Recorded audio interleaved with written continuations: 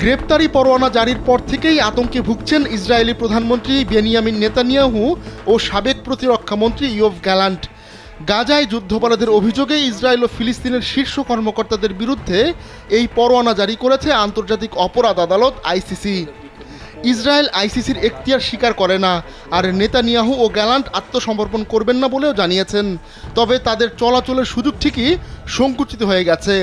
আইসিসির প্রতিষ্ঠাতা চুক্তি রোম সংবিধির আওতায় 124টি দেশ রয়েছে, আর এসব দেশ আদালতের গ্রেপ্তারি পরোয়ানা কার্যকর করতে একেবারেই বাধ্য। গেল বছরের মার্চে রুশ প্রেসিডেন্ট ভ্লাদিমির পুতিনকে অভিযুক্ত করে আইসিসি।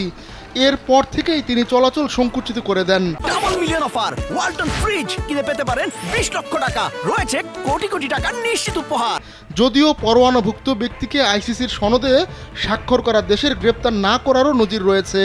এর আগে সুদানের ওমর হাসান আল বশিরের ক্ষেত্রে এমনটা ঘটেছিল। তিনি দক্ষিণ আফ্রিকা ও জর্ডানে গেলেও তাকে গ্রেপ্তার করেনি দেশ দুটি। নেতানিয়াহুর ক্ষেত্রেও এমনটা ঘটতে পারে। এরই মধ্যে ইতালি জানিয়েছে দেশটিতে পা রাখলেই গ্রেপ্তার হবেন নেতানিয়াহু। তবে হাঙ্গেরি নেতানিয়াহুকে সাদরে আমন্ত্রণ জানানোর কথা জানিয়েছে।